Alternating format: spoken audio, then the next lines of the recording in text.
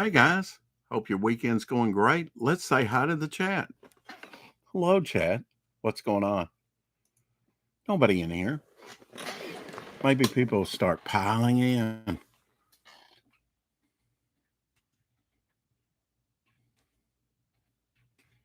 Hope your weekend's going great. We'll drop a link or two real quick. You can indulge me for that. There's the campaign. Twitter, home. Has so many things open here. It's amazing my computer doesn't crash. There we go. Twitter. And we may have to get my YouTube channel. Why not? That's a biggie. At least it is to me. To get that YouTube channel in there. People might want to share it out, or I don't know. Yeah, it's showing that we're live. How about that? Isn't technology amazing? Yeah. Wow, have we got a great show for you today? I've been out in the shed, got some other items out of there. I say shed, it's 26 foot deep, and I had shelving put in it, and by whatever wide, it's big, double doors, uh, with electricity running to it. No central heating and air or anything like that, but does have vents and stuff. But now I do have a couple units that one can go in that has heating and air, and I'll eventually get that put in. I could live out there if I wanted to, put a cot out there or a bed, even have enough room. It's wide enough. But anyway, hey, let's get to it. We'll start off with some just some cheap Ninja figures. I get these sometimes just to pop open and to use for reference, to make my own superheroes out of. Model over the character. I don't know. It's a buck. It's interesting for a buck. Um, Here's a gray model. That was the red model. These don't have dates on them. They're generic, have the weapons and everything. And yeah, the weapons may go with something else. And for a buck, the weapons are worth that. Neat samurai suits came with these. Can't tell you how old these are. Probably a decade old, I guess. I mean, I wish they would date these things. These I had picked up, uh, jumping beans, crazy jumping beans, a bean thing. This is like a whole game, flip game, test your skill. And they came in different colors. Again, blank back. So probably, let's see who came. J. Rue. Thought it might be J. Rue. Watch it tumble. Flip them, trade them. Weighted beans were a thing at one time. There's the green, and here's the red. These are dusty. And they had different, this is the granny bean. That's some kind of almost cromniverse type, bean. This yellow one I opened up and took the bean out of. I don't know why, but maybe just to go with my other smaller beans that I had gotten. Beans, collect beans. What am I, Jack and the Beanstalk? Hey, my thumbnail today. I always loved the smiley face. One of the first acrylic paintings I did, never finished either, was a large smiley face, because I remembered that from the 60s and 70s. I just picked this up at probably Walmart or somewhere and said, "Oh yeah, big old one." Well, I don't know the dimensions of it, but pretty big smiley face. Um, felt smiley face. So that was my thumbnail today. I finished binge watching. Hey, Apex. Good to see you in here. Stargirl season 2 deals with Eclipso the whole season. Kind of picks up from last season, where they, you know, same characters and everything that they established. I recommend Stargirl for sure.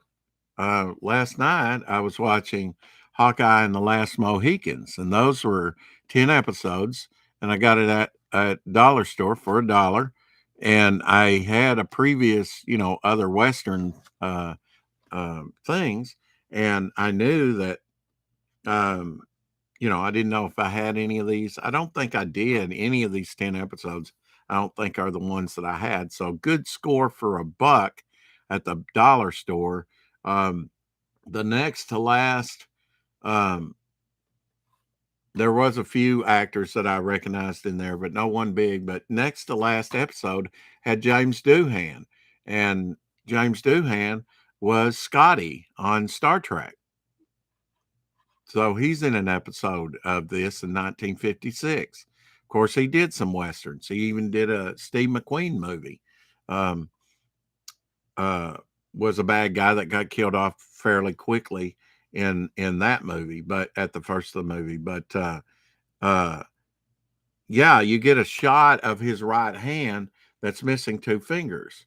Uh, he always concealed it very well, and he does in that episode too. But there's one scene that you can kind of see it if you know to look for it. On his right hand, he had two fingers blown off on D-Day. He was shot 6 times, had the two fingers that were missing. So it's amazing what he did as an actor, missing two fingers. And again, if you haven't seen the 10 episodes of fan made film by Vic Mignola, I think that's how you say. I just kind of run through it real quick so you don't know what I said. But he's the manga voice actor, and I was totally unaware of that. I just knew him from the YouTube videos, Star Trek Continued, and those are 10 made fan made films, but they're really good. They pick up the original Star Trek characters. He plays Kirk. They have Spock and McCoy and all the others in there, and James Doohan's son plays Scotty. And also the episode where you had the Romulan sort of sparking up to Spock and wanting, and Kirk being sort of power hungry, whatever, and it was all a ruse to get a cloaking device. Anyway, the actress's daughter plays her. Plus, like the Apollo, you have a Apollo playing himself, the actor that played. He did a lot of westerns. Of course, everybody did back in the day. The top 20 at one time were shows on TV were westerns, and I had forgotten. Yeah, James Doohan earned a Purple Heart. Yeah, two fingers blown off, 6 shots to him. He might have earned more than one just on one day of combat in D-Day. It's a wonder he's still alive. But well, he's not alive now, but lived a good long life. And did so many roles. He was on probably, I'm guessing here, but he was probably on Twilight Zone. He was probably on Outer Limits. I know he's on one of those for sure. Probably both. But like William Shatner in the early years. But William Shatner even did a Roger Corbin, one of those, and really a serious film about racism. He plays a racist in there. But he said that was the only movie I never made money on. Apollo was a Outer Limits episode. Okay, I didn't know that. I think I have all those, but I didn't know the title.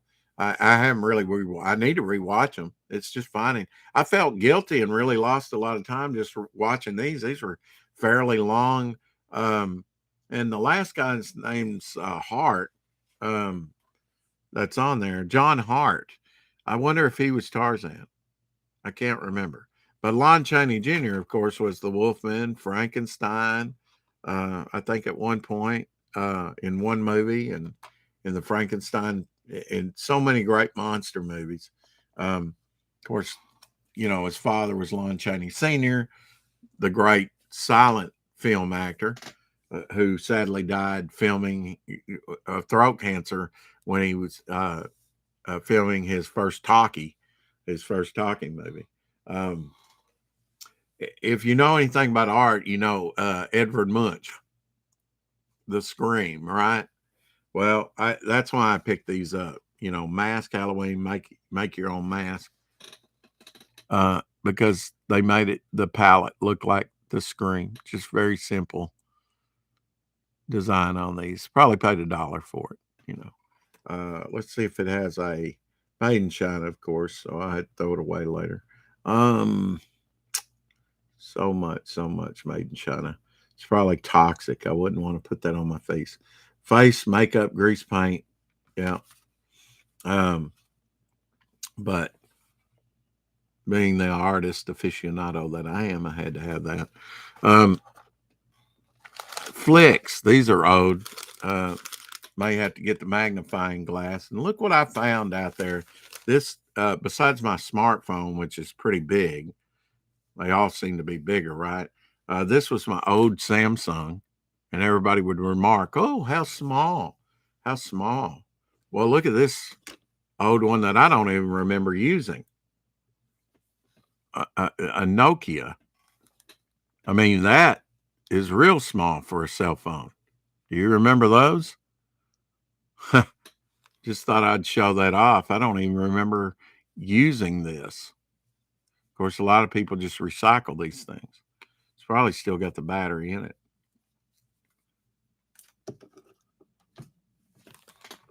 I Most of my trash is recycled stuff. I do recycle. It's amazing how many liberals just say, "Oh, we're so far beyond recycling at this point," and it's like, okay, but you do agree that we could have a concerted effort that we do need to, recycle our resources, right? Bail up old cardboard, old plastic, which is petroleum going up in price, right? And they just blow it off. Oh, there's bigger issues than that. It's like recycled, you know? Um, Found a couple old spoons in here. This one has an Easter theme, so I thought I'd show it. A little bunny there on the handle. Of course, these have some silver content in them, I'm sure, because they're tarnished. Picked them up somewhere. A little baby spoon, and I'll be getting. Mom's got some, uh, you know, ba- small baby spoons like this that we actually used when we were children that she's going to give us. So that's pretty neat. But I found these spoons. That's a first. Hey, we're on our 69th episode. Um, did I show you the flick? Yeah, I showed you the flick. I think I was looking for a year on it. Um, and it's maybe on the bottom of this card, and then they have the barcode in front of it. I don't know, but I would say these are from early to mid '90s. Uh, this is Donatello Flicks candy, and they are still around. I don't see much of them. They use like either gumballs or jawbreakers. Let's see, gumballs, collectible gumball machine, and still in the bag. And then here's Leonardo um, in the bag. We'll check him out and see if we can find a date on these. Maybe a copyright right there. 1995, so mid '90s on these. You know, almost 15 years old, I guess, or so. Um, Found glow in the dark tattoo inside, just the candy sticks. Remember the candy sticks? But this is Spider Man, and you get a glow in the dark tattoo. So how rare is that? And on the back, you get a cutout card, and I didn't know that still right now. I'd forgotten about it. Collect all 20 cards. Well, guess which one I got? The Beast. Yeah.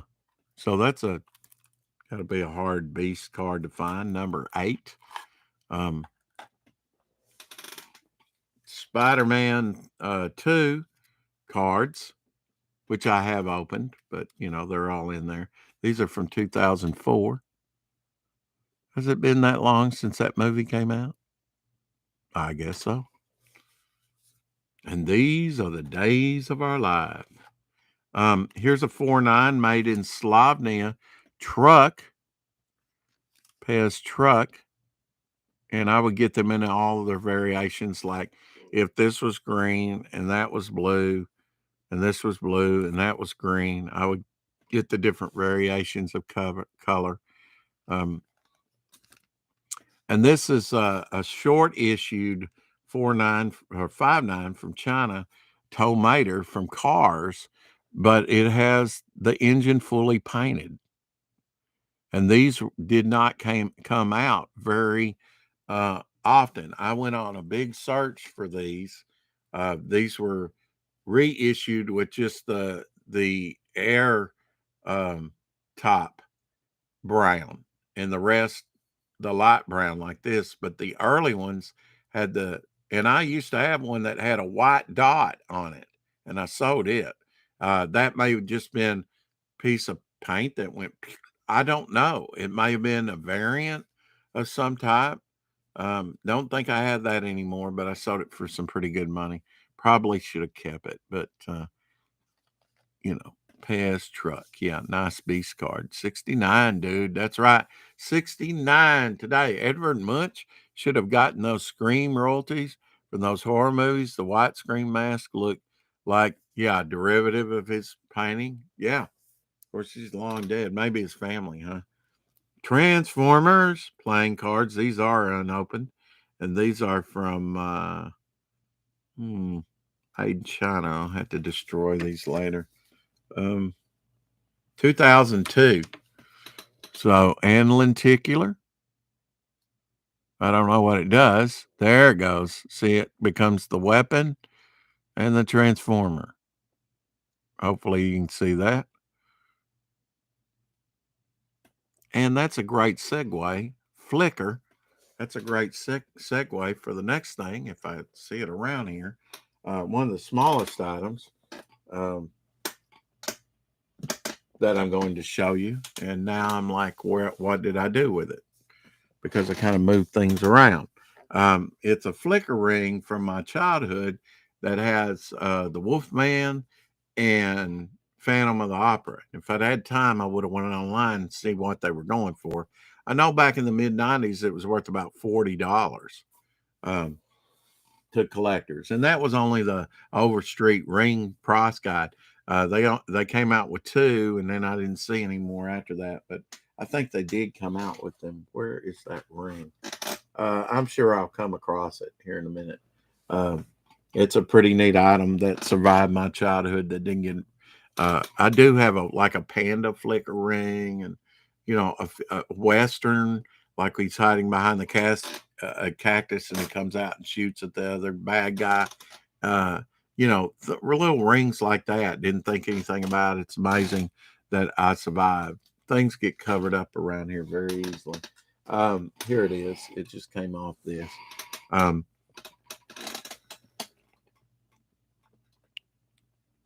So this is from my childhood, and it's the Wolfman and Phantom of the Opera flicker ring. And just I would say maybe 70s, could be from the 60s. I'd have to look that up in the guide. I don't really know. That's how big it is on my pinky. It's just amazing that I still have that. And it is worth at least $50, or more, maybe 100 by now. I don't know. You'd think just little, but they're just scarce, and people like Wolfman, and they did have other universal characters as well. Rex, Apex, Hell, Gentlemen. Yes, Shadowhawk, you're just in time to see my childhood flicker ring that has the Phantom and the Wolfman on it, and it's at least back in the early 90s, it's worth about $40. So it's about that size. And I can't remember if it's from the 60s or 70s, probably 70s, but I was around in the 60s too. Now, this is a great way to display here's an old 4.9 Spider-Man with the small head. And he was like this for a long time before they designed him. And the base comes off. And, the thing of it is getting him centered, and it has to have a foot on it. But a great little display. These are fairly inexpensive. I've only got a couple of them, but this one has an old Spidey in it to stand up and display. Real nice and keep the dust off. And a little 49 Dino from Flintstones. Flintstones, meet the Flintstones. Good way to display your pets if you so desire. Like I say, I only have a couple of those. Now here is an oldie but a goodie. I bought this at a flea market years ago. Buick. I should have probably put on the tag the year that I got it. Buick hood ornament. You know, I paid like $12 or $13 for it. Seen cars. I just like the design of it. I being an artist, that and the collectability of it too. I mean, you see here it has a screw. Here's a screw. Go on the hood, and your car would have this going down the road. You know, it looked like a spaceship to me. You know, the back end, the front end here. Da, da, da, da. So anyway, yeah, nice design. When cars look like cars and sometimes like spaceships. So yeah, older than I am for sure. And in a fight, you could still use it as a weapon. Just saying. For a club, you get hit by this, it's going to hurt. This was a neat little thing from Visa. This was Reveal the Treasure from National Treasure movie when it came out. And it had a little pyramid window. And I saved that little plastic card from Visa where, you know, you would reveal through this window something. How many of those are still around? But I thought it was neat and worth keeping. Kind of like 3D glasses. These are neat too. The little credit card holders or something. I have a red and a green one, and one of them I do have a faux card in here where it's bungee. You just pull it, and then you pull out your cards, your credit cards. Here's an Uber, you know, but bungee card something, and this might even came with it. I don't remember that, but you know, it's just a neat little flat case that you can keep in your pocket or whatever for your cards. I thought those were neat. So, and I being the collector, I had to get the red and the green.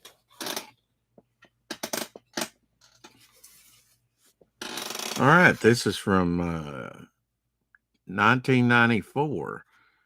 These are pump caps, Fizz Keeper pump caps, Looney Tunes characters.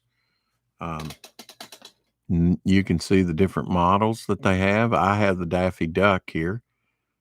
Yeah, if I had my pick of only one, with that great bill coming out, I'd probably get Daffy Duck. I probably got the one that I wanted the most. I think this is the only one I saw. And you know, it's a little rough shape when I bought it, you know. Probably got it at a grocery store. But with that big old bill, it's just appealing to me. Daffy Duck.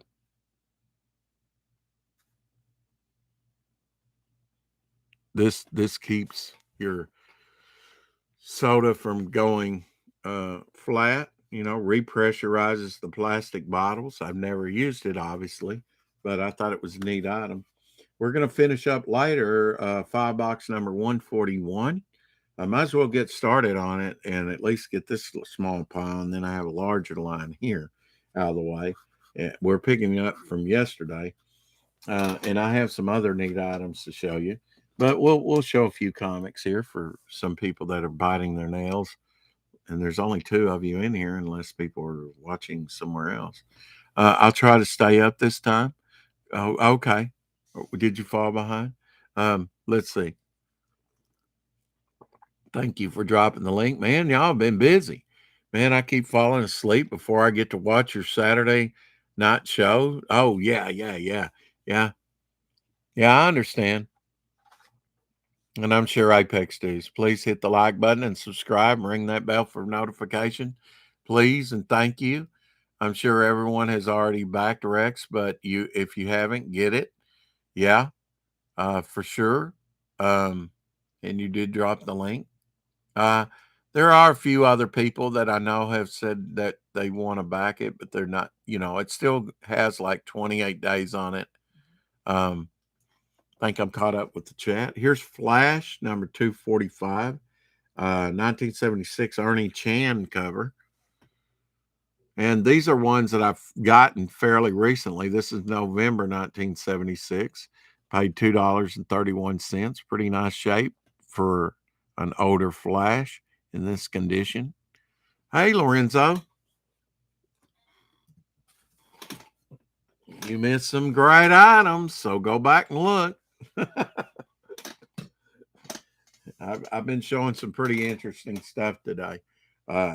Like my flicker ring from my childhood, or old silver spoons, or just all old Pez and Halloween makeup kits, and in the Punch the Scream, just all kinds of stuff. Flicks. Go back and look. But right now we're covering some comics, picking up from where we did yesterday. This also had Cisco starring Green Lantern, so I guess he's not a backup story. Flash has the top in his hand, and a lot of his rogues gallery. Let's see if I can get them. Trickster, Heatwave, Captain Boomerang, of course, Tops, the top that he's, and Mirror Master, Captain Code, and Weather Wizard. Ernie Chan cover, 1976. So I think I got them all named. And I was on a stream yesterday, and I was saying, yes, you need a good rogues gallery. And that's what I've been kind of developing in the last few days with Elsie, a friend of mine, and who was here for the launch of the Ash Can. Everybody's saying hi to everybody. Yeah, on Apex's channel. Yeah, we had a great show last night at Saturday at midnight, every night, early Sunday morning, and do great interviews. Next time, we're going to have the lady from Lady Arcana, right? Is that right? Did I say that right? Flash, got to do it once, all these flashes. Solo starring Green Lantern. Maybe that's a backup story. Probably was.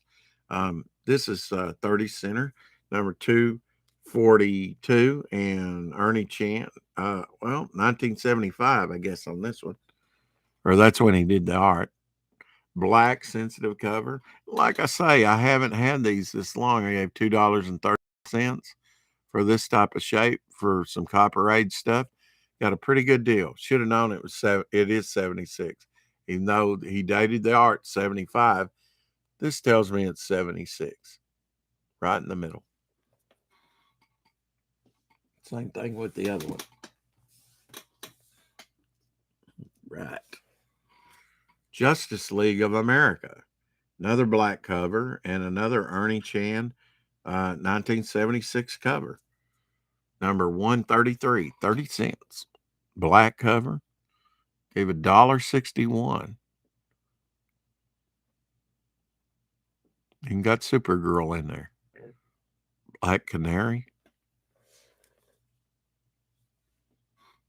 When you see something like this, do you go dun dun dun dun dun dun dun dun dun like the Super Friends? Maybe not.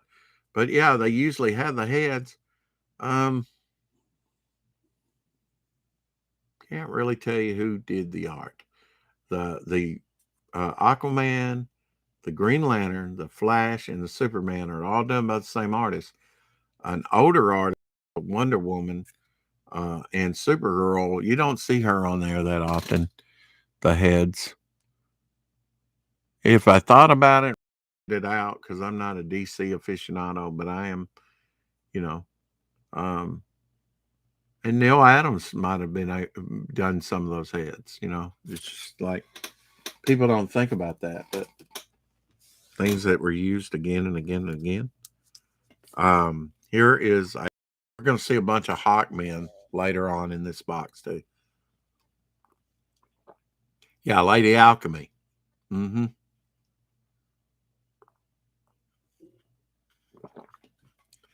Invasion of Slee Stack Snatchers, the latest Slee Stackian variety show. Oh, yes, I was on that one. Yeah, check that out. Another black cover, condition sensitive. Supergirl and Wonder Woman's in this one too. Another great Ernie Chan, 1976 cover, 30 center, number 134. I gave $1.61. Bronze Age condition sensitive, and look at them, man. They're great for what I gave for them. Bronze Age score, you know. Haven't had them that long because this box I haven't even photographed yet. Justice League Giant.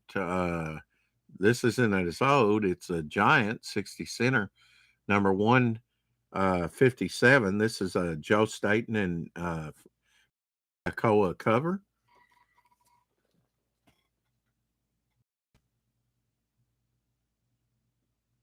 Reach out and touch. Oh.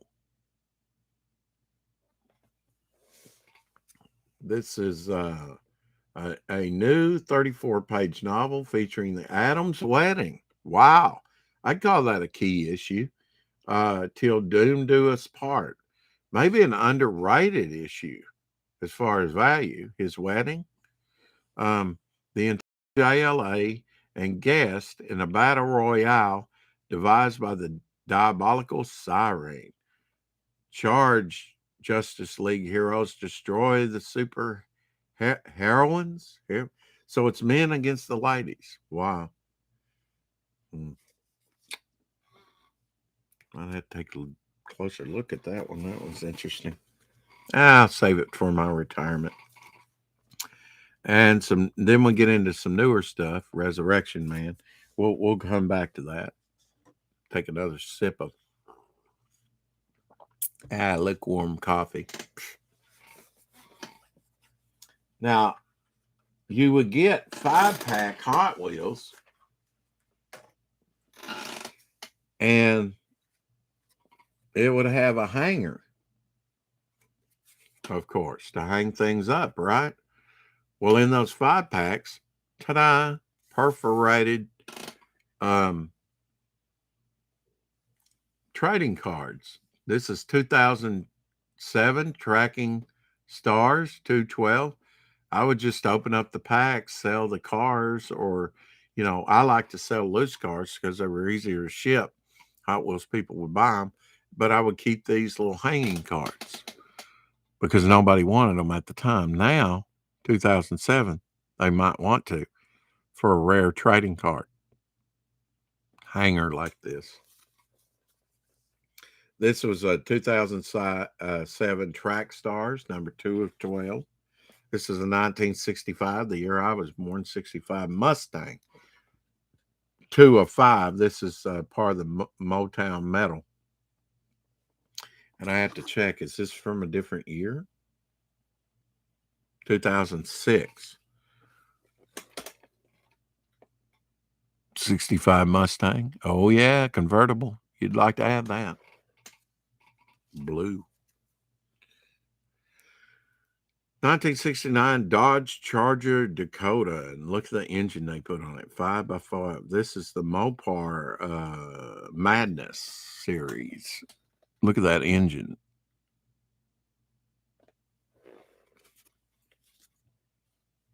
Another Track Stars. So double that. And I have a little tag on here. This was, and I wrote on there, Street Beast. Came from the Street Beast. Put a little tab on there so I'd know. This is number 1 of 5 of the Mopar Madness. This is a 1970 Plymouth Barracuda. Those are nice cars. And they sell, they sell a little bit better than, but they're a little slow to sell, but you will sell them. Who knows now? Now they may just, people scoop them up. A Wolverine tank, Ultimate Marvel Diecast Collection. This is Misto, Series 1 from 2000, maybe. Is that right? Make sure. Turn the light the other way, Rex. You blind yourself. Well, it says S2000, so I guess I don't know why they can't just put 2000. Oh, 2002. So I want to give you correct information. Of course, build your collection. This is 1 through 25. So great checklist on the back of all and the special card in series 1 is Peter Parker, the Pontiac Rev, limited collector's edition vehicle. But yeah, a blue and yellow Wolverine tank. And that is Art Adams artwork on the card. Got wheels underneath it, so it will roll. You ever seen a Wolverine tank before? Art Adams. Got Marvel on there on the back of it. Their little logo. Now this is that was from series 1. This is series 2. And I don't know if there was a difference between Ultimate Marvel diecast collection or just, this. This is a Hulk Humvee. Um, this came in 2003, so a year later.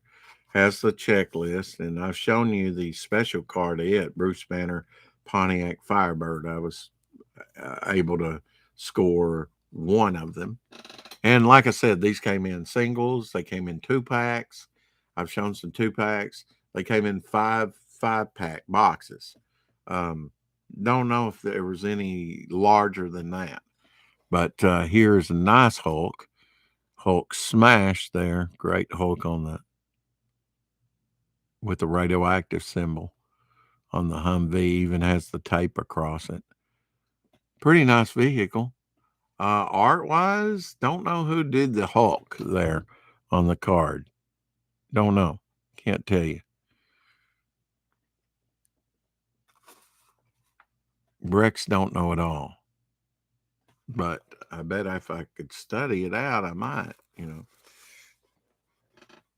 identify him or her. Pez Candy keychain. This is the little Peter Pez keychain that comes with 2 candies and a little dispenser, and it doesn't have the inner workings in it. And here's the series Peter Pez and Uncle Sam, all these from the 70s, and the little elephant with the turned up trunk. And these came out in 1998. And I've shown some of those. There's the Peter Pez one. And a nice from MGA from 2006.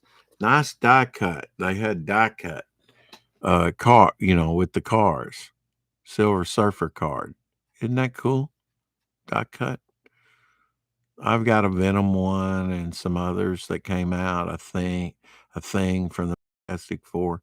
Nice sort of metal flake silver top on the car. Nice Silver Surfer logo on the door. The license plate says Marvel on it. Yeah, and die cut on the back too, of course. But I mean, an image on the back as well, just flopped. Pretty neat, huh? I love these. Just the presentation of them. Now, they do tend to curl because they're not all there. But, I mean, brand new, they were kind of like that. Oh, Silver Surfer card. Yes. Okay, moving on. Attack of the Clones. These are from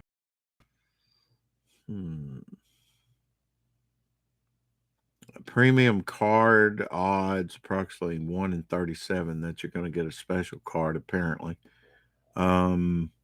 Wizards of the Coast, I guess, helped produce this along with George Lucas and everybody that owned them at that time. Seeing if I can find a date. I do say a subsidiary. Oh, it's a subsidiary of Hasbro. 2002. On I guess that's when Attack of the Clones came out, huh? So just I think there's. I mean, this is a lot to go through for maybe two card packs. I think I got them at the dollar store. Not sure on that, but there's a pack here and pack there. Who knows? Maybe it's got a special card. Now, I had a little Cinderella around here that I wanted to show with these today, but I haven't had really a chance to look. I haven't shown her.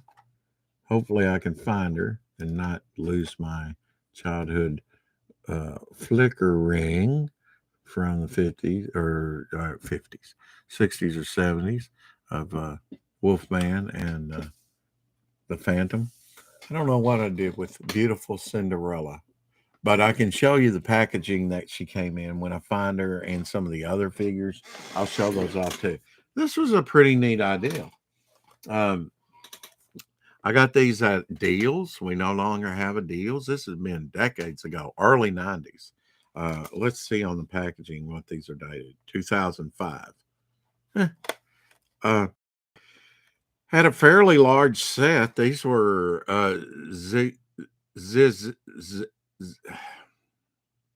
Zizlingers, miniature collectible game pieces, and had all the princesses in there, sometimes in multiple garb. I have like the little Cinderella maybe here in her little cleaning dress. But the neat thing is you would crack these things open like I did, and it was filled with powder. And when you put water with it, it would foam up, like it shows on the graphics here, and reveal the character. Well, I just kept it dry and got the characters out, and sewed them. But that was pretty neat for kids. I got it for $1.24, I guess, probably $1. But yeah, these were you would put water with it and it would foam up on you and reveal the figure. How neat is that? Now, it didn't just stop with Disney there. Marvel also did it, probably same year. And these were full figures. These weren't just the like little squat princess. They had different poses like Wolverine and Daredevil there. Same thing. You had the water, fizzes up. I never did it. I might have did one and then dried the figure off. Bought all these I could. And it also had a power game with your friends. Had symbols like Wolverine here. They're picturing with a white snake on the base.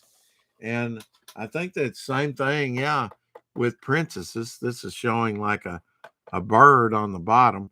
Didn't know about that game, didn't really care, but there's some of the characters they did. A couple different Spideys. Mr. Fantastic, third from my finger there, was all stretched out. He was pretty neat. Some of these I have, some of them I don't. If you know to look it up by the name, Zig Zinglers or whatever they're called, Zizlingers.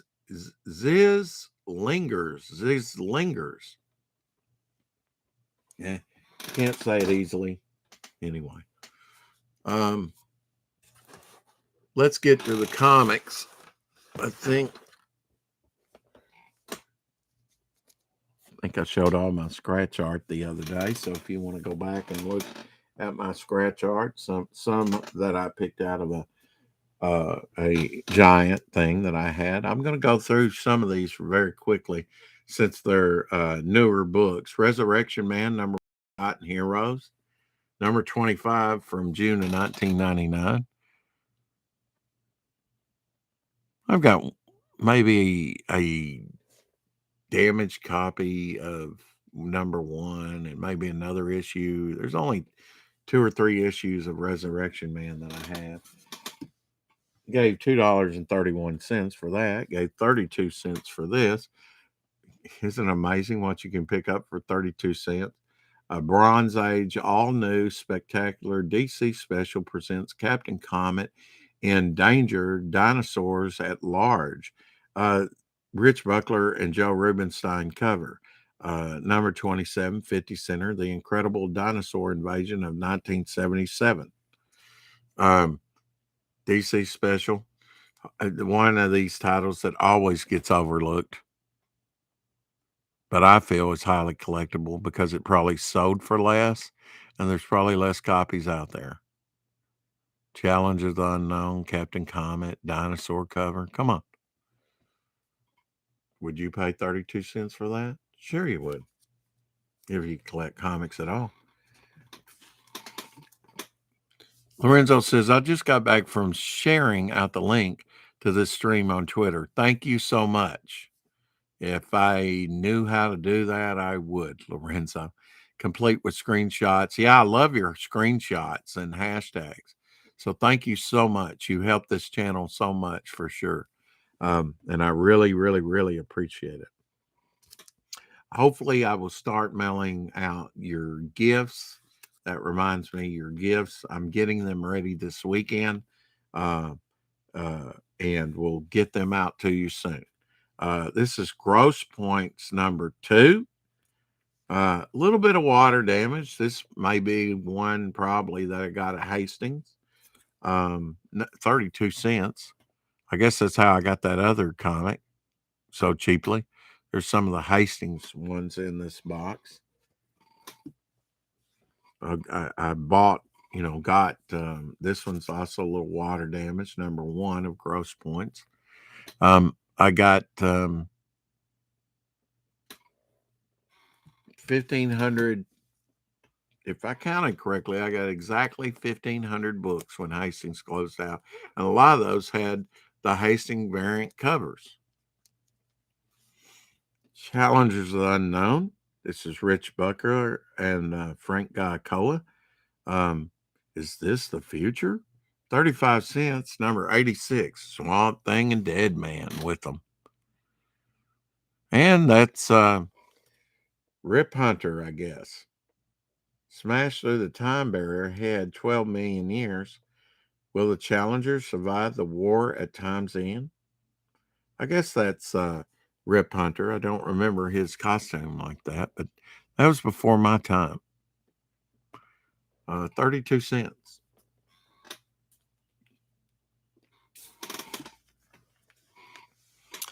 First appearance, 32 cents, 1987 CW TV Arrow, season 5 and 6. It featured Wild Dog. This is his first appearance. Pick you up a copy now while it's cheap. Number September 1987. This is Wild Dog's first appearance. He appeared in Action Comics when they went weekly. So some of his early appearances are in that, but his first appearance are here. Look, it's a black cover. It's condition sensitive. He's an overlooked character. He's a gun-toting Punisher type character, Wild Dog. And he has been on Arrow in season 5 and 6. So this is starting to go up. I don't know how much, and it may linger for a while, but this is a recommendation. Pick you up a copy. If you can pick it up for $5-6, get 2 or 3, whatever. Oh, thank you. My Minds page. I might have created a Minds page, but I've never done anything with it. There's so many different social medias, and they all run a little bit differently. Kind of like you say, Lorenzo, Discord. I'm still trying to figure out Discord. I'm not really doing a lot of that, but I know I miss a lot by not being on there. 4-star spectacular, number 4. I might have shown this, not this particular issue. I know I showed one recently. It may have been a different issue, though. Anyway, this is Ernie Chan cover, 1976, with some reprint goodness. 4-star spectacular, number 4, 50-cent giant. About the time I started collecting. I never had this one.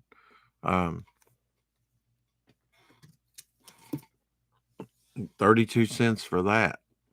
32 cents for this one. Dead Man number 4. Even though it doesn't look like it, because Garcia Lopez, is this the only time that Garcia Lopez inked John Byrne? Dead Man number 4, June 1986. This was a 4-part miniseries, so this was the last issue. John Byrne cover. And I had the production cover to this cover. That's why I have this. At one time. Don't think I do now, but I used to. The John Byrne, Garcia Lopez inks. You don't see that combo very often. Of course, Garcia Lopez is synonymous with me, with Dead Man, as much as Neil Adams is. This is an older one. Metal Men, number 56, another Black's condition sensitive cover. This one's, let me think, Jim Aparo cover, 32 cents.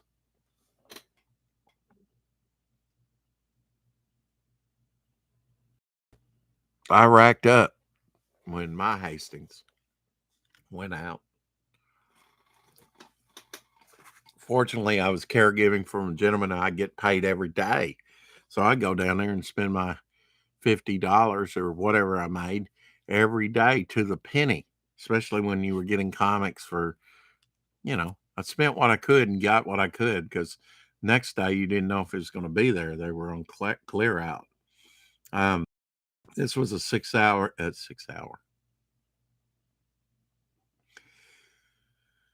Boggles the mind. 6-issue miniseries, The Brave and the Bold. Number 1, December 1991, featuring the Green Arrow, an obscure character called the Butcher, and the Question. Yeah, did you get that back in the day or pass it up? Doesn't look like that exciting. And this is the number 1 issue. Patriotic cover, no doubt about that. Maybe the first time Brave and the Bold had a miniseries under the Brave and the Bold banner. I don't know. 32 cents. I'll take it. 1976. I love easy to identify, just at a glance. I know what year it is. That's great. May need to work that into my comics. You can know just by the placement of certain things. Got to think of 30 cent, number 2, Freedom Fighters. Of course, old Fawcett characters from the Golden Age, from the 40s.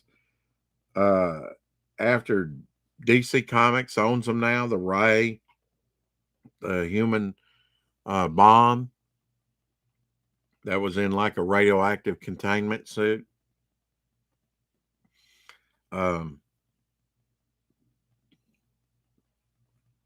Black Condor and Doll Man. Really testing my memory now. I want to say Night Vale, but probably not right. And Uncle Sam, and probably one of their old villains, the Silver Ghost, that I'm unfamiliar with. But they were old Fawcett characters bought up probably in the early 70s when Fawcett went out by DC. A 1976 number 2, The Silver Ghost. Freedom. Yeah. Phantom Lady, maybe, and Firebrand. Yeah. Okay. Oh, a video on Minds. Wow. That's cool. Hawkman, number 1. Now we're getting into the Hawkman, different runs. First issue in the all-new adventures of Hawkman, The Shadows War continues. This is number 1, August 1986. This would have been around the time of, and we're going to see one of those issues, Crisis, right? This is a Hal and Dick Garagano cover. Nice, yes. Turn it either which way you want. Hawkman was one of my early favorites, and I didn't even know. 82 cents. What's the Silver Ghost like? I don't know. I'm unfamiliar with that, and I haven't read that. Don't know everything.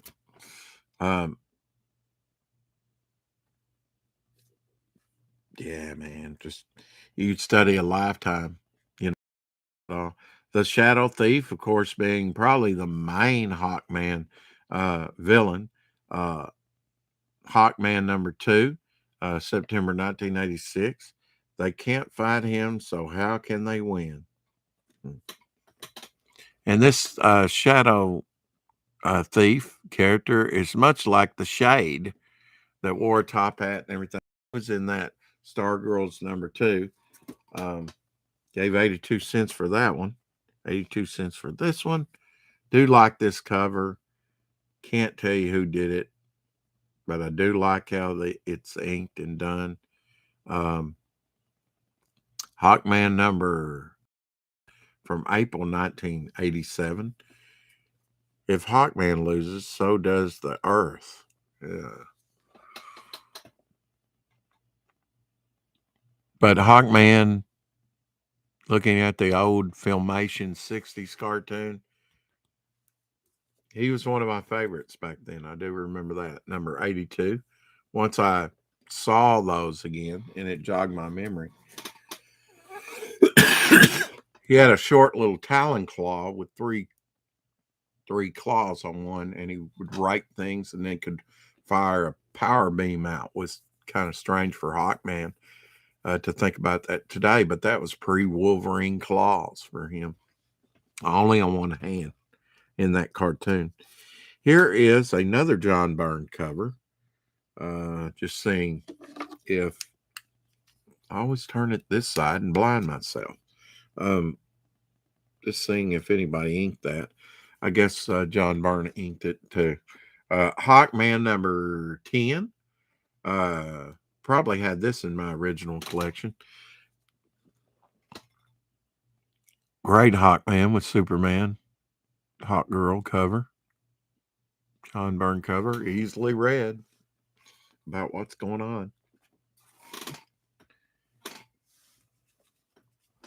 Gave 82 cents for that. 82 cents for this one. Hawkman number 11 from June 1987. This is a Hal and Lewis cover. Trying to think of Hal's first name. It's a nice cover, and it would read condition sensitive, so it's so white and has some darker areas too.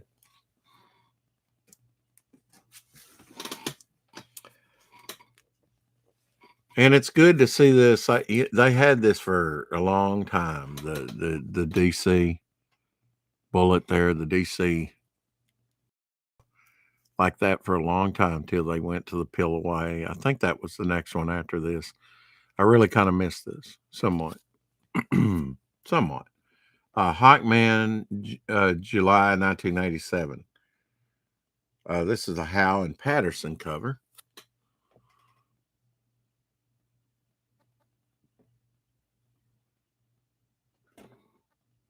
The city's in the background crumbling. Yeah, it just says Hal there. On the credits. This I gave 82 cents for this. This is a 0 hour one. Number 13, September 1994.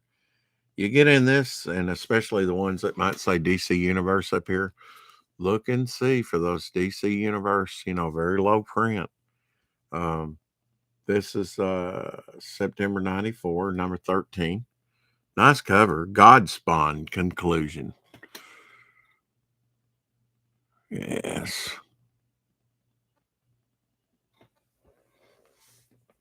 I really like that cover.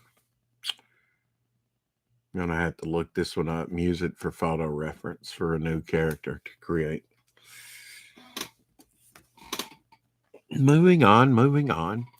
Hawkman number 13 from August 1987. The Hawk Comes Home. Murder. Very simple. Them in the rain, and the corner of the building. You often see that.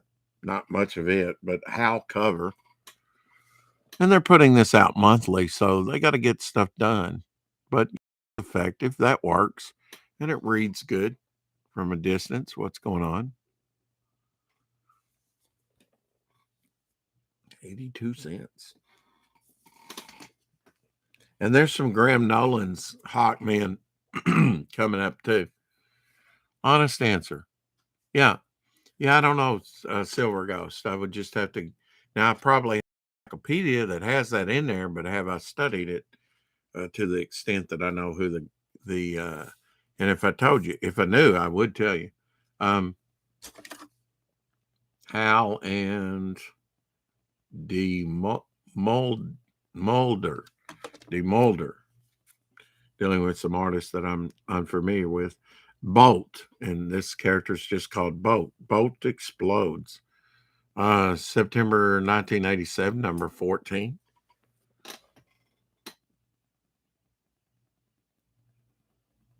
Bolt. 82 cents. All right. Hawkman number 15, October 1987.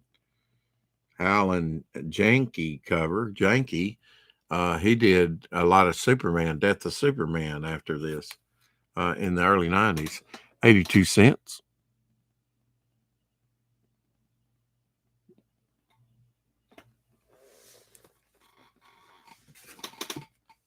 $0.82 for this one.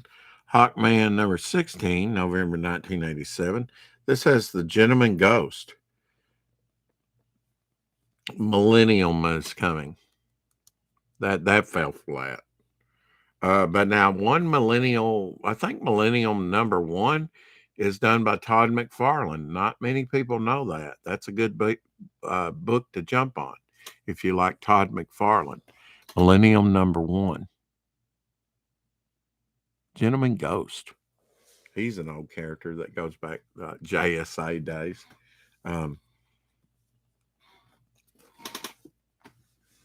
He might have been in the featured. I don't know if Gentleman Ghost was or not, but he might have been featured in that Stargirl season 1. I'm going to have to go back and look at that. This is an Ed Hannigan and Dick Garagano cover. Very nice. I mean, tell what's going on from way distance. I love the angst in that he doesn't have, you're seeing his face. December 1997, number 17.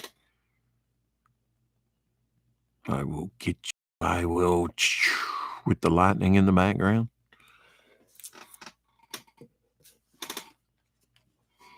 Blazing on through these. We've topped an hour. This one has like bronze, and I can see where maybe mine or somebody else's fingerprint.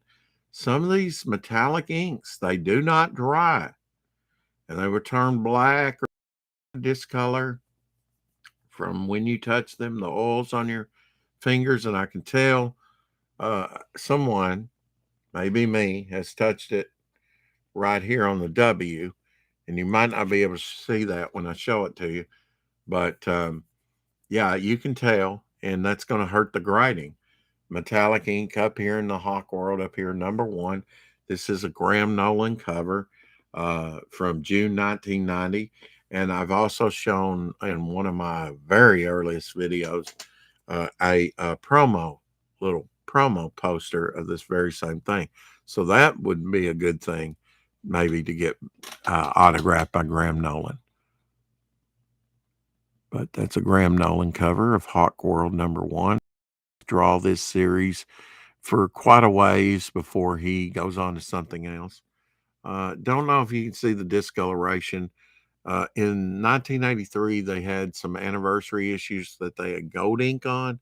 And I remember on the stands, it was gummy. And it would leave a black mark. So you really, with the metallic inks, you really have to be careful with them, if you're wanting to take care of your comics. I'm just going to see. I don't know if they picks up on camera, but give you the option to see that. I don't know. It's on that middle W. It's a little discolored, a little darker.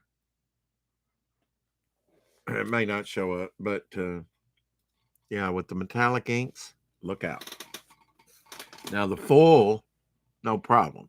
But inks, yes. Silver, gold, bronze, those metallic inks, they never fully dried. I considered buying some of the McFarlane collectible figures. They're really cool ones from a recent Disney video game, which Mickey Mouse dressed as a wizard. That's cool. Of course, he did that all the way back in Fantasia, didn't he? This is a Graham Nolan cover he did back in 1991, October 1991, part of the War Ads, which was a Wonder Woman thing. Hawk World #2. Oslander, and I met him. He was riding Grimjack, and we are going to see some Timothy Truman Hawkmen uh, in this run. But for this is #16. Great Wonder Woman cover from October 1991, Graham Nolan. That might be a really nice one to get him signed. Look how her lasso is sparking and glowing. That's the way it should be. And man, she right uppercut from Amazon. Pooh! Pull a gun on me, will you?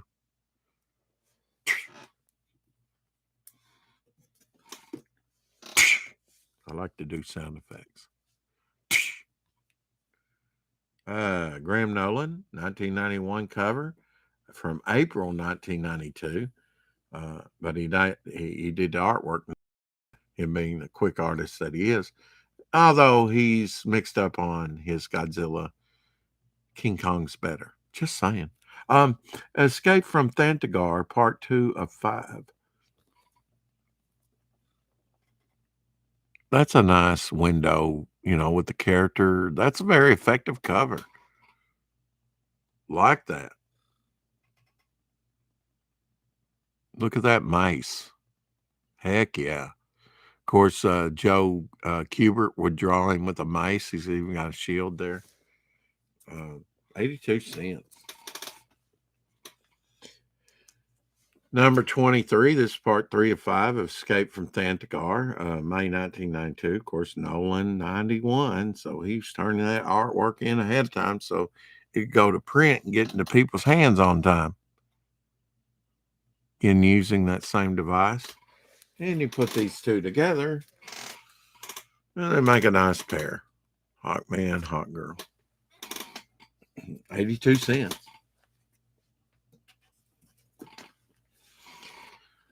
But I've shown a book on here that already has 4 signatures on it, maybe 5. And I'd like to get Chuck Dixon and Gene Colan, because Jim Aparo's signature, and that's the issue where Batman's back's getting broken. I've shown that on here before. Don't know if all you caught that, but it has all those signatures. I bought it that way with certificate of authenticity. But I said, hey, they're the creator of Bane. There's 2 more that I can add to this sweet little book.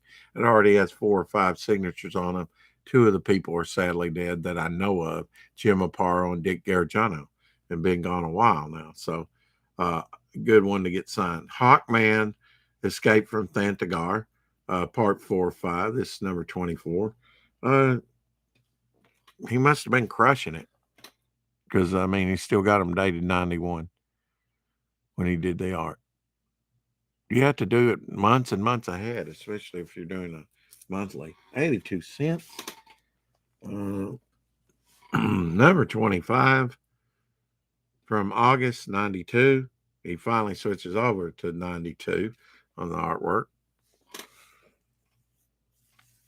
Graham Nolan.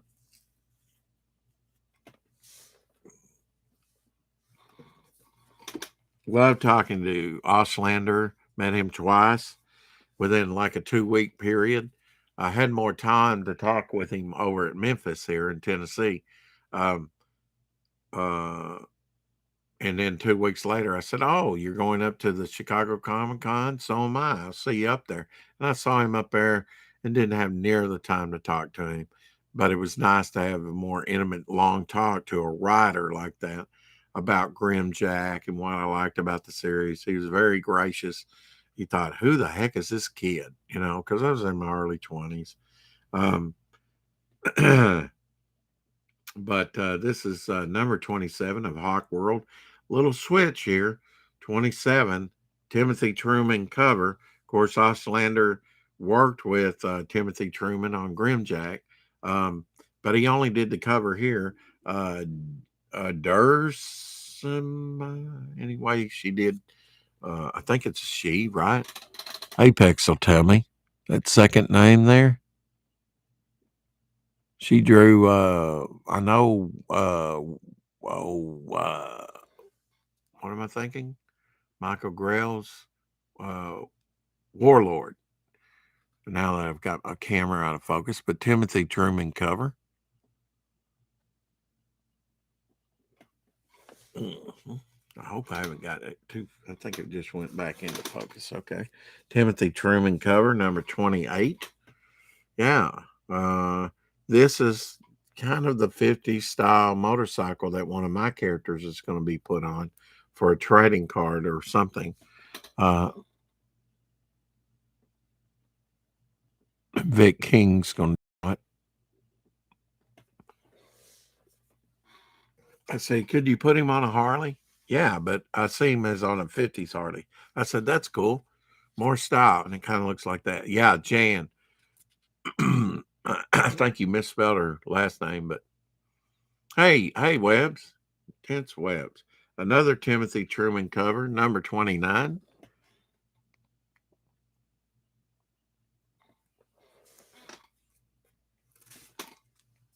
Number 30, Timothy Truman from the early 90s.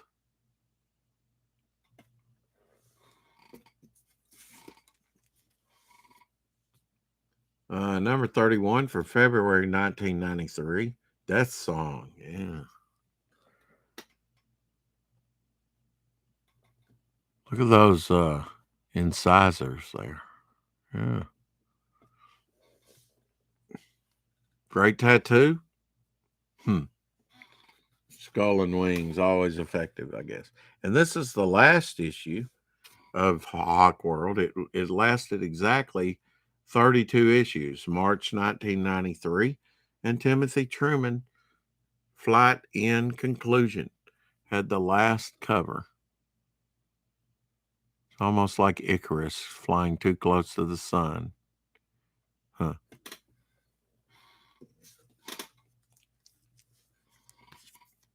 Last issue on that. Eclipso, and of course, Eclipso was the main villain in Stargirl number 2, season 2, rather, of Stargirl. I do recommend it. I've binge watched Eclipso, The Darkness Within, Hawk World, number 3 from 1992. This is their 1992 annual. It's a McDonald cover, and he also does the artwork inside, and John Ostrander wrote it. There's Hawk World Annual.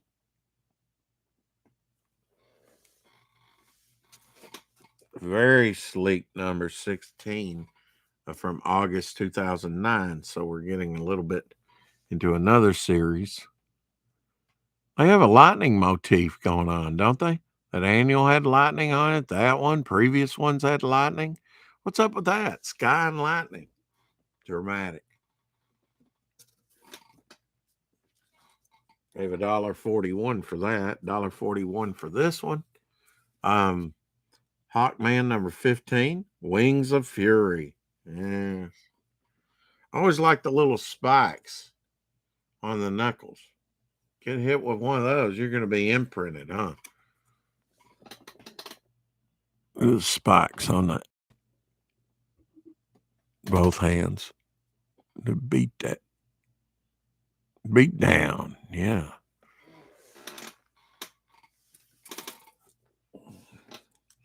Now this has the Shade on it, and Shade was in, is an older.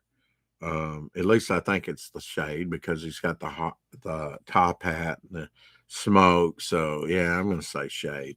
This is from June 3, Hawkman number 14, Haunted Hawk. Nice painted cover. The Shade goes all the way back to the 40s as a villain, and he was in Stargirl's second season, and I think first season too. I don't know. I have to go back and watch that. There's only I just haven't watched a lot of TV. That and Hawkeye, you know, what I said earlier, Hawkeye and the Last of the Mohicans. Picked this up at the dollar store. It has James Doohan episode in it, and James Doohan was Scotty on Star Trek. 1956 episodes, some of his early acting. And you get a good shot again of his right hand. He had two fingers blown off in D-Day. He was shot 6 times on D-Day. And yes, as Apex pointed out, he got a Purple Heart, I'm sure. Number 12 from 2003. Nice black sensitive cover. $1.41. Don't know who did the cover, but it's a nice painting. Johns and Rags. That's the writer and the artist.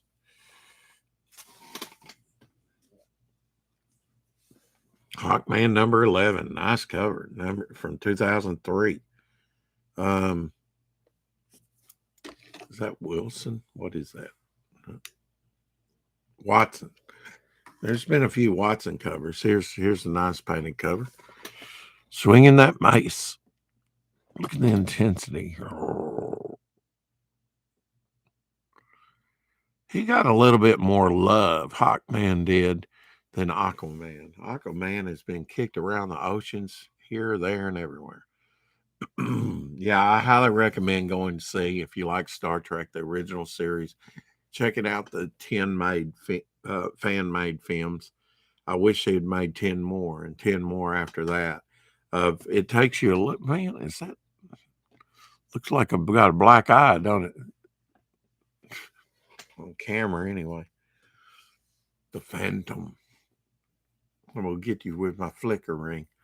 Doohan helped convince Lorenzo Self, a woman, not to commit suicide, but telling her he wanted to see her at the conventions. I had heard that. That is cool. I mean, you got a lot to live for. Here's a guy that was shot 6 times on D-Day, had 2 fingers blown off, and, you know, he made a whole career. I mean, he did like probably Twilight Zone. He was in one of Steve McQueen's movies as a bad guy, got killed off right at the first of the movie. You know, they might have been small parts. He was in Outer Limits, you know, just did a plethora of things. I mean, these are, and then you know, Hawkeye and Last of the Mohicans. I mean, which goes way back. I've got some of the earliest talkies are of Hawkeye and the Last of the Mohicans from the stories. Yeah, I mean, think about it. Doohan got to act with Lon Chaney Jr. in this. The Wolfman, Frankenstein, the Mummy. He played them all. And Doohan got to act with him in 1956 on this TV show. It's pretty cool. And you get a shot of that right hand where he's missing 2 fingers. It's a pretty good shot, you know, where you can slow it up and look and just see what it looked like, because he hides it well as an actor, always holding stuff and away from the camera and stuff. It's amazing. I mean, today they go, oh, we don't want you. Wide out like this.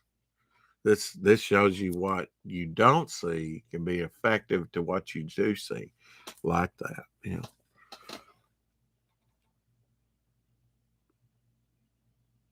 Snowstorm, they're all blending in, obviously white and gray.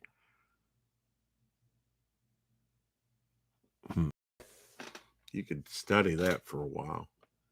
2 of them obviously grabbing him, but it all kind of becomes like one big, you know, wide area. Hawkman number 9, free inside. See what we get free. Preview of Aquaman first issue. There you go. Dr. Fate cover, painted cover. This is from January 2003. This is when I his water hand. Remember that? Not the harpoon, the hook, but the water hand. But 16-page preview of it in here. Nice Dr. Fate cover. Yeah, look at that. It's pretty nice. Overlook Jim. I mean, that's a nice cover. I like that. Don't want to give a fortune for it, but I gave $1.41. Let's see, where am I at? Oh yeah. Lorenzo says Doohan inspired a lot of young people to become engineers as well. That is true. And he wasn't an engineer. He just played one. 141. This is a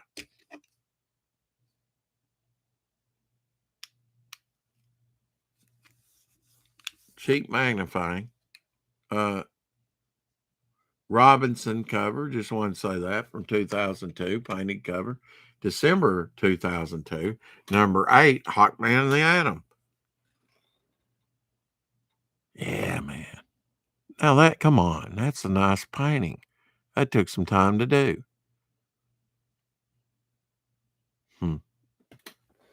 Will it be hanging in the Louvre one day? Probably not. Still nice. Hawkman, number 7 from November 2002. This is Cartwright Robertson, so I guess that's his name. Nice name with a Western theme, Cartwright. Come on. Bonanza. Look at the hand claw behind him. You can miss that if you don't look at it at a distance. It's kind of a different take, huh? Sweet Hawkman and Atom painting. Yes, I agree. 141. Somewhere I've not found my animation sale. I have an animation sale of Wonder Woman with the atom on her shoulder, painted in full color. I don't have, and one guy on eBay, I don't know if it's still on there. If I get some money, I'd really like to buy it and pair it up with mine because it's the drawing of the very same thing that goes with it. $200 though. And that was years ago. And I don't know if it's still up there, but yeah. Most animation sales don't have the background, they're just the front. So if you get that and the background, cha-ching, better. Hawkman, number 6, 2002, October. Yeah, hit that Archer. And look at the painting, effective red, whether there's blood or not. Just like hot hit. Hit that liberal. He was liberal too. He was a very liberal character in the comics. Still is. I'm not saying go out and be violent against liberals. Come on. Hawkman, number 5, September 2, Slings and Arrows. I think we're counting backwards, aren't we? It's the final countdown. Green Arrow, look out, buddy. He's going to get you next issue. Just saying. Yeah. Yeah. And then I guess maybe, female face put in here. Very, very subtle.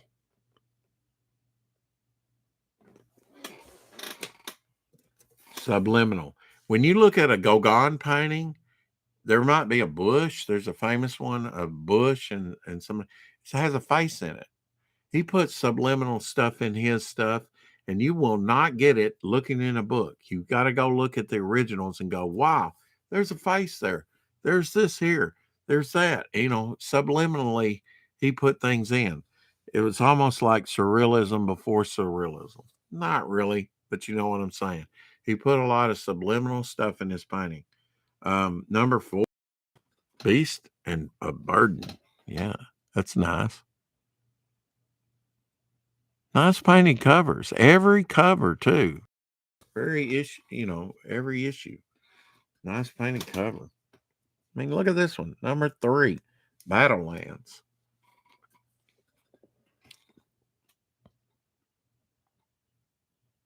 I imagine this was one of their lower selling books, but dang, they had some good covers. Come on.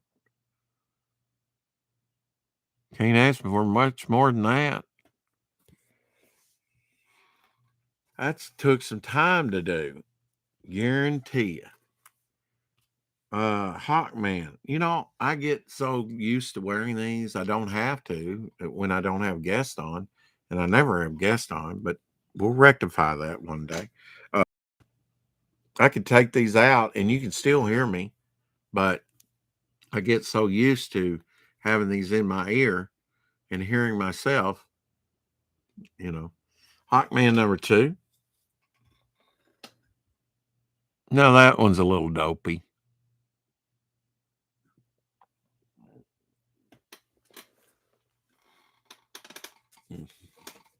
But easily readable. Readable. Hawkman number one. Busting through. Yeah, look at that mace. You had to have some strong arms to lift that big old heavy mace if that was real piece of like a cannonball on a stick. I mean, you know, black. Mhm. Moving on, moving on. Oh, the chat's slowing up. I love this cover. Hawkman number 49, April '06. This is an Adam Kubert. Very simple, very effective. Left a lot up to the ink colorist. I think this is the last issue too. What a way to go out. Doctor Who. I don't know. Time Tunnel. I think that's the last issue of this run. And counting backwards, here's number 48. Another Adam Kubert cover. Let me just see here. After Gus Klimp. So Gus Lim. Klim or Limp or Klimp. Gus Klimp. They do this artistic lettering and stuff. So anyway, Gus Klimp homage cover. Who knew? Who cares?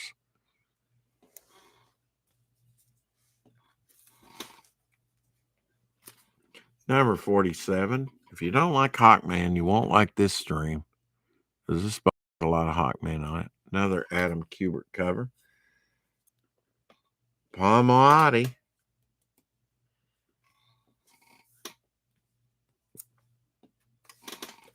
On the insides of these, here's another Adam Kubert cover, number 46. Charge ahead. Mace Man. Mace to your head.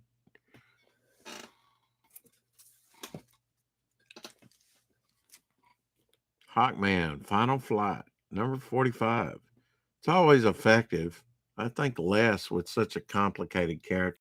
Well, like a simple character like Spider-Man. First Spider-Man was the first clone story. Caught my attention because it was Spider-Man going up against Spider-Man, and I wanted to know why are there two Spider-Man and what are they fighting about. That's good storytelling. This I kind of get lost in. One Hawkman against another Hawkman. Yeah, do have it in kind of like a Mylar though. One of those cheaper Mylars. Or that's probably what it came in. From Comics Warehouse. $1.21. Here's another nice painted cover from number all new Hawkman, number 44 from November 2005. And that's the studded mice. You remember, they're studded and they're spiked.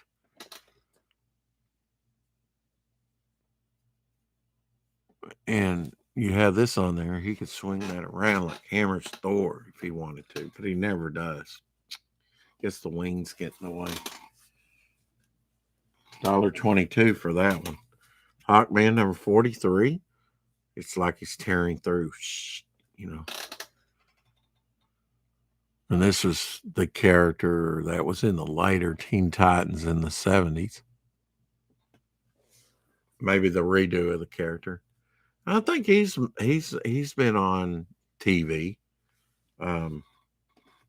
and some of the futuristic Batman Beyond type stuff. Um, Live action, can't remember what.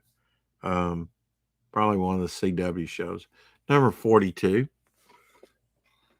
Hawkman supplemented or subverted by Hawk Girl.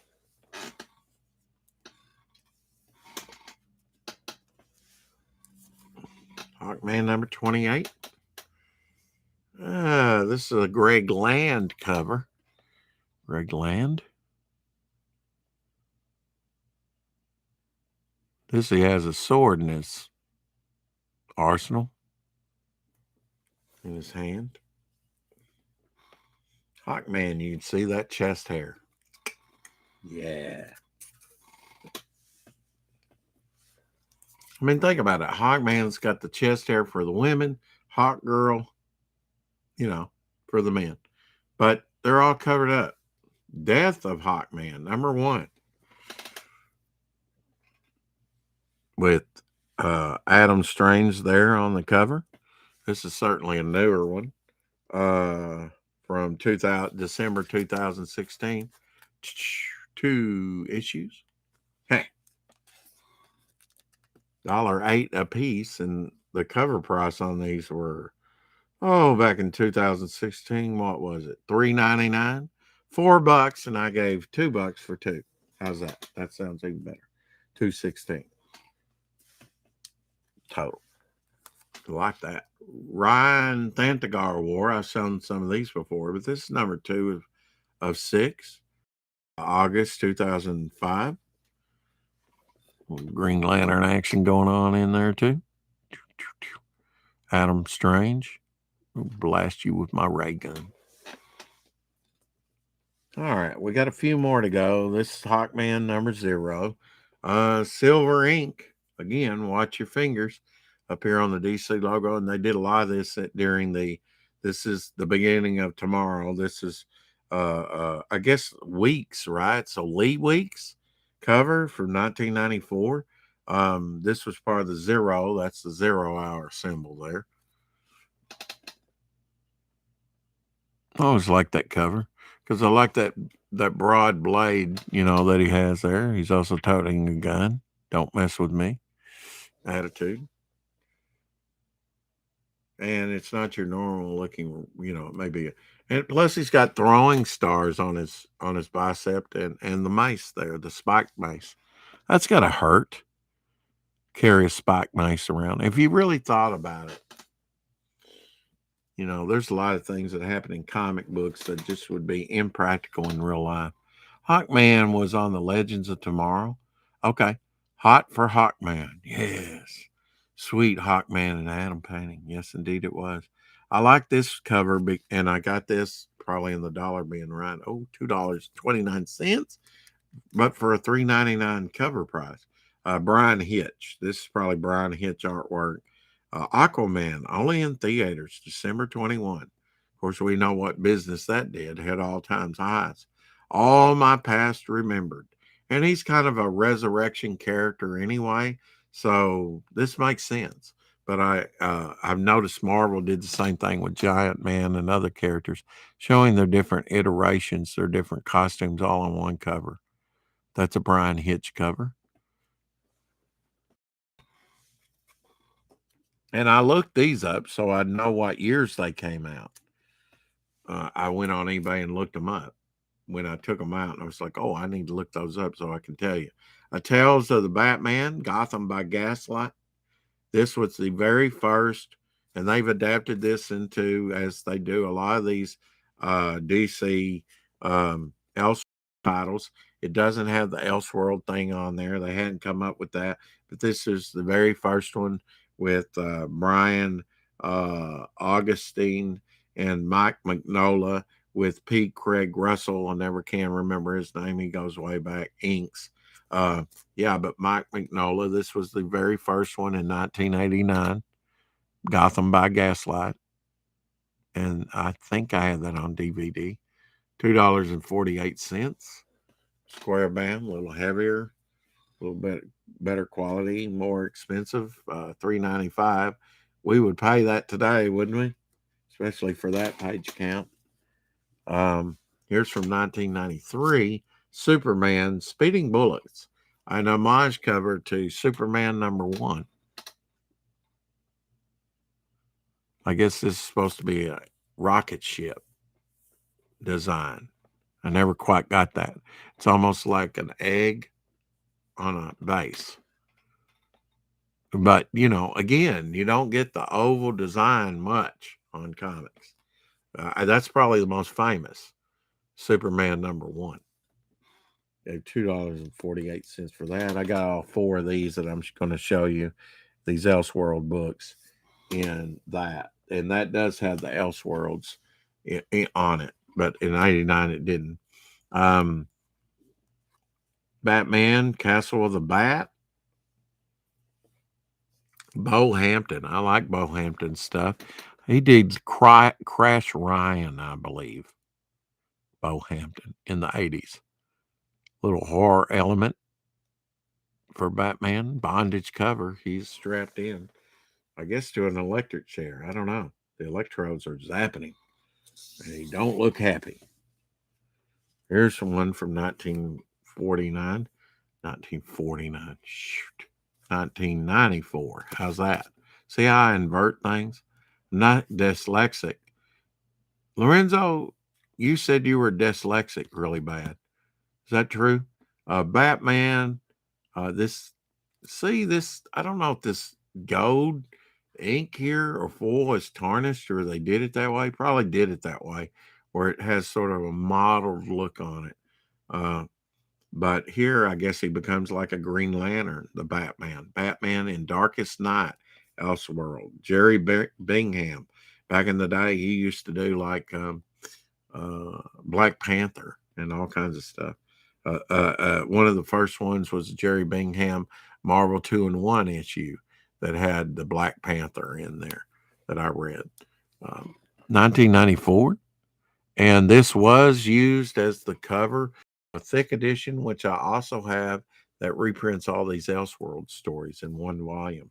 Wasn't cheap either, about a $30 or $40 book. Oh, really? He wrote some Hawkman stories? I didn't know that.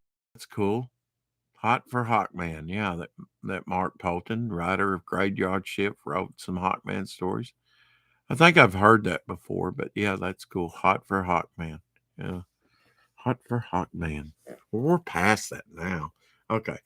And I know some people wanted to, I'm trying to get all my All-Star Squadrons together again. So All-Star Squadrons, and this box is not that old, April 1986. Well, I don't know. I say that. It's 141 out of about 250. So, yeah, I've had this boxed up. So, but this was a random box. I didn't even see the number on it. And I think 141 is showing me different pictures, and I knew it wasn't what was in the box. So I'm like, I didn't really know what I'd come up with. But I can tell by the inking on this is Tony DeZanga, at least inks. Maybe art too. Maybe he did it all. But special issue with the 7 Soldiers of Victory. They've been on TV and some of the CW stuff. All-Star Squadron. Even shown, I think, a little bit in Stargirl, maybe season 1. Plus Dr. Midnight.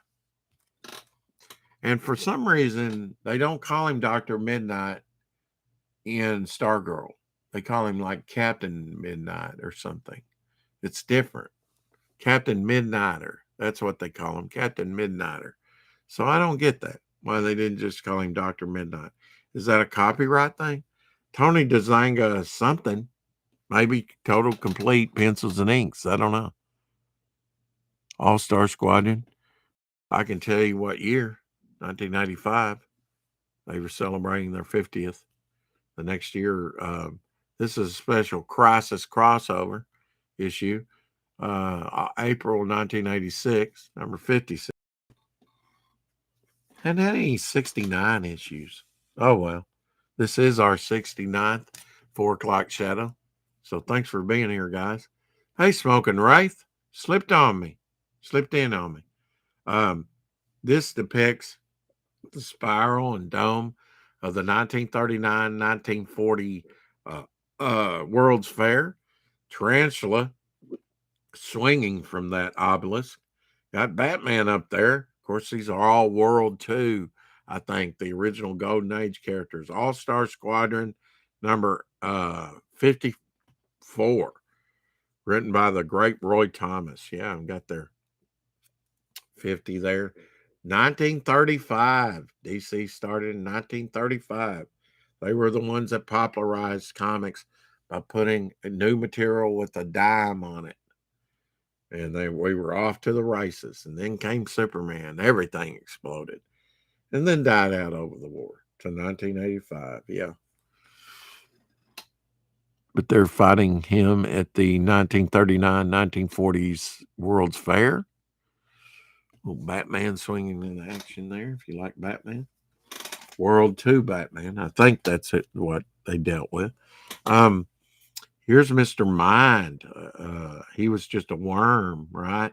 With Shazam, Captain Marvel. This is a Mike Clark and Steve Montano cover. This is January 1996. This is a special Crisis crossover issue, number 53. Superman using his heat vision. Mr. Mind, the caterpillar there. Face.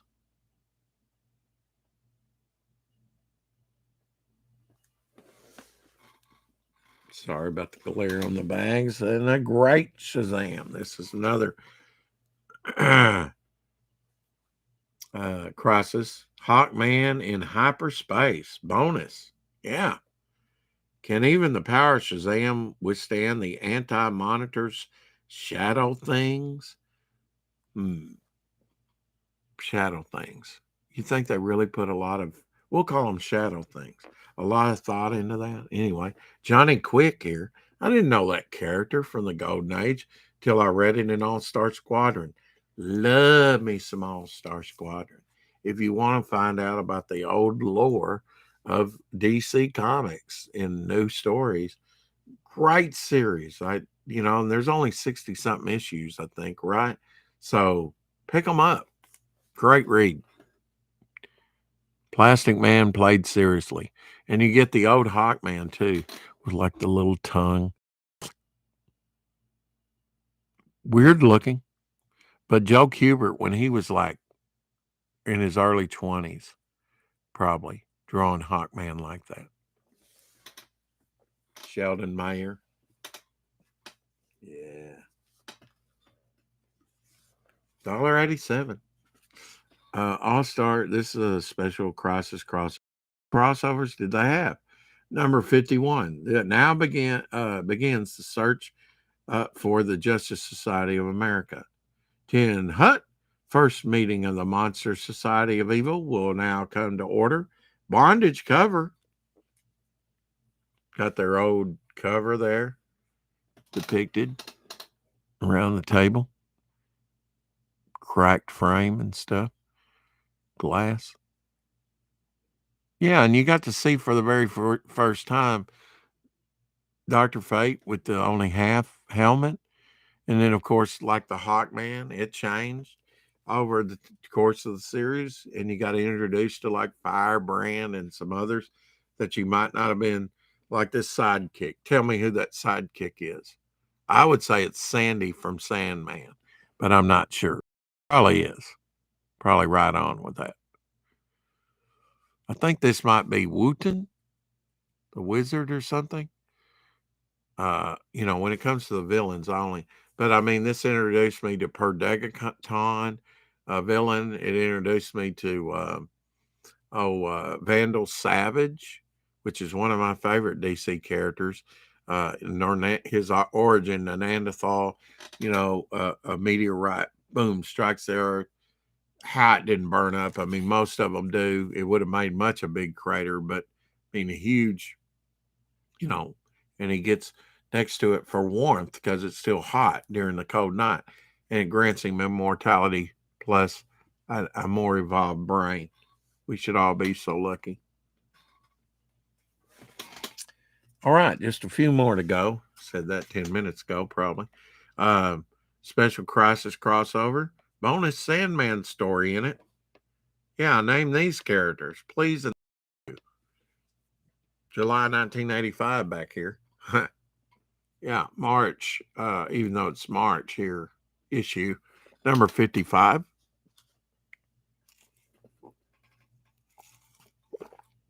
Kind of bursting through there's a female knight too. Gender swapping? Hmm.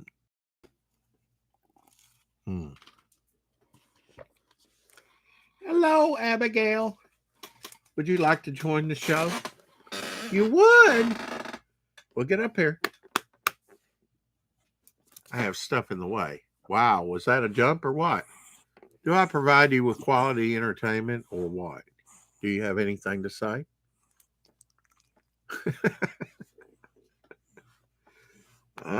She didn't get enough airtime on the show, so here she is.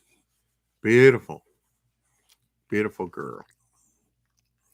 And if you've lasted almost, an hour and 45 minutes, hey, all right, get down and we'll go outside here in a minute. Over the collectibles. Good doggy. Yeah. We'll go outside here in a minute. All-Star Squad and another crossover, Crisis crossover. This has Harbinger. Answer all of the above. Okay. 50th issue. Okay. And this is a Joe Ordway cover. Or Jerry, not Joe. Shoot. He's a really nice guy.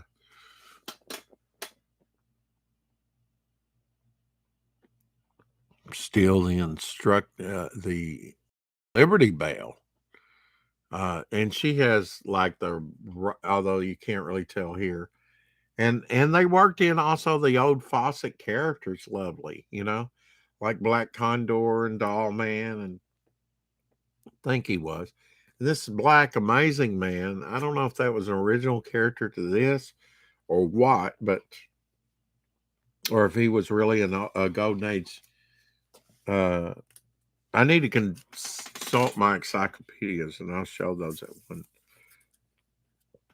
Okay, rag copy, not really rag, and better copy.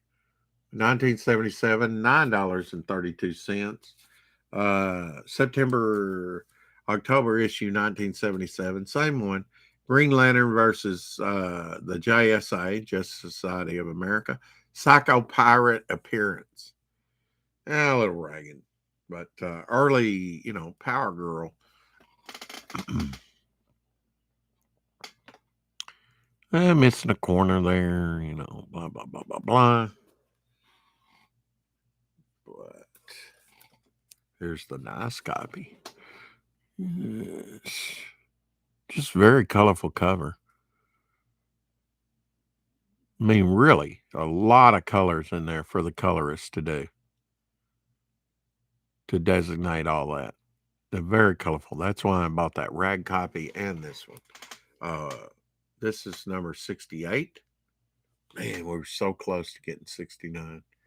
But yeah, they brought the old All-Star Comics back after about an 18-year hiatus and picked up the numbering again.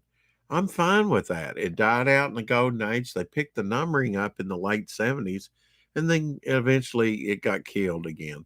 But, we got some great stories, even a special annual or special issue under the All-Star Comics, Justice Society brand. And I'm great. If you can cancel a title and then pick up the numbering again.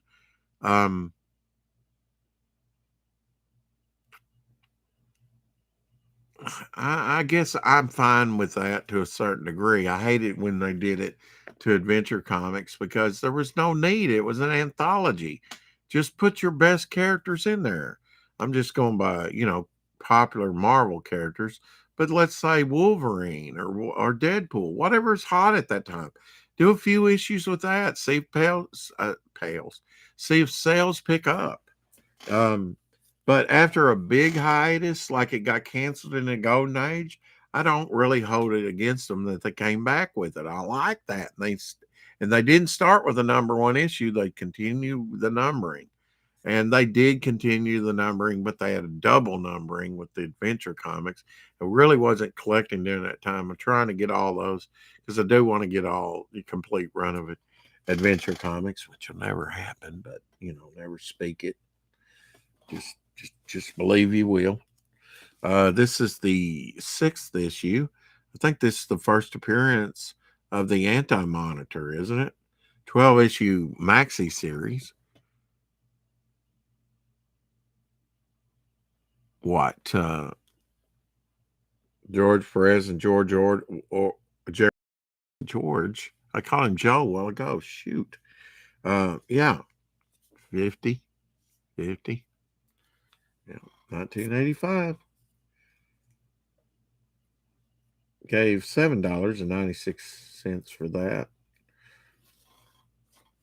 All the Crisis, all that I had, I'm not even sure if I own a Camelot 3000 issue. Maybe one out of 12.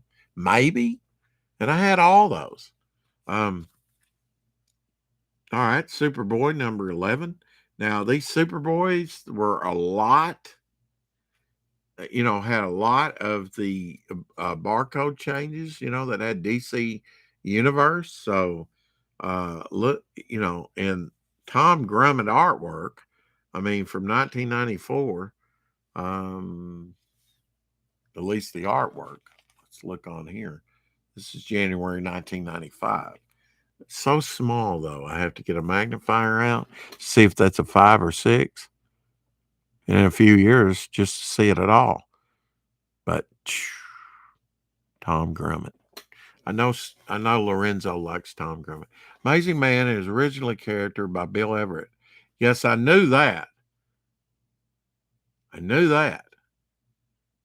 But I don't think they bought that company out, the characters out. That was early comics, early superhero comics, right after Superman came out, like the late 30s. DC Race swapped him in All-Star Squadron. Okay. How did they co-opt the name? I do know that Bill Everett had a character that was kind of like a Houdini type character on the covers and stuff, called Amazing Man. I was aware of that. Tom Grummett cover again, number 12. You're probably very familiar with these. Great Tom Grummett, and I think that's why Superboy ran so long and did so well. Was 2 words, Tom Grummett, great artist. Here is, see, what is the title? See, when I look at it here, it's inverted. It looks like a 50, but it's 02, Countdown Final Crisis. Great, and I assume this is it's Adam Kubert cover, Killer Croc, but with that hair, Jimmy Olsen, right? Like his turtle form or something. The dark side, and it does say Dark Side of Jimmy Olsen. I knew that, but anyway, looks like a Killer Croc type. And the big guy himself, Dark Side.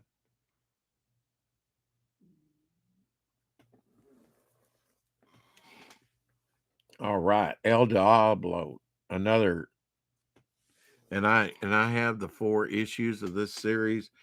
I think it's 4. It might be 6. I think it's 4 in a trade paperback.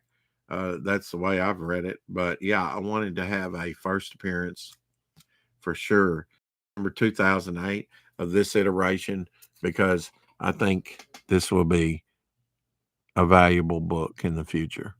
That's a spec. This iteration of El Diablo. And the read wasn't that bad either. I think I actually took time to read it. That may have came out, the trade paperback, maybe in 2007. I don't know. Checkmate number 7 from December 2006. Nice Bronze Tiger, I think it is, cover, right? Is that Bronze Tiger? Animalistic. Suicide Squad. Final Night, Of course, there was a lot of Final Nights that had the DC uh, logo on there. Final Night Superboy number 33 from 1996, November. So that potentially has a DC Universe logo, but not all of them did, depending on the print run. And last but not least, let's end off in a bang. Garcia Lopez, Superman, Metal Men, Chemo, the greatest supervillains. Iconic cover. I would say in the 80s, when it came to Superman or some of these DC Comics presents, can't tell you what issue this is because it's a Whitman variant and they don't give it. Not very good shape, but passable. It's not falling apart. Dick Garagano, 40 cent Whitman variant. Jose Garcia cover, Whitman variant.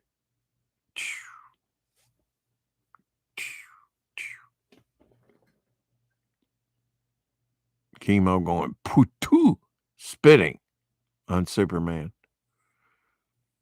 He's kind of depicted as pink there, but they blew him up and destroyed Bloodhaven, didn't they? Oh, well. Blowhaven was a cesspool anyway. Just saying. Yeah, that's where Nightwing went out of Gotham. I know that because I've read a lot of Nightwing. Well, that's it for now. The dog's wanting out, getting antsy, I guess, and glad to have you on the show. I guess you're maybe the first or second guest we've had on here. So give the dog a bone and a do. But till next time, man, Cross, coming across the line right at the end. Thanks for coming in, though. Cross Comics. This has been a pretty good episode. Hadn't quite ran 2 hours. Should I run the clock out? No, I'm out of stuff. I got to put all this up and get with my friend. We're going to look at some campaign stuff tonight. Got to go out to eat too. Hadn't eaten all day. Dinner. But yeah, thanks for coming in, Cross. Right at the finish line. Cha-ching. Winner every time. Go check out Cross Comics. Hey, I can blather on for another minute or two. If anybody wants to drop any links, Cross, you got a wrench? Apex, you got a wrench? Drop some links. I don't care. But yeah, some of this stuff came out of the shed. And I've got to put it up even from yesterday. But yeah, saw some interesting things. Again, Lorenzo, thanks for dropping those links.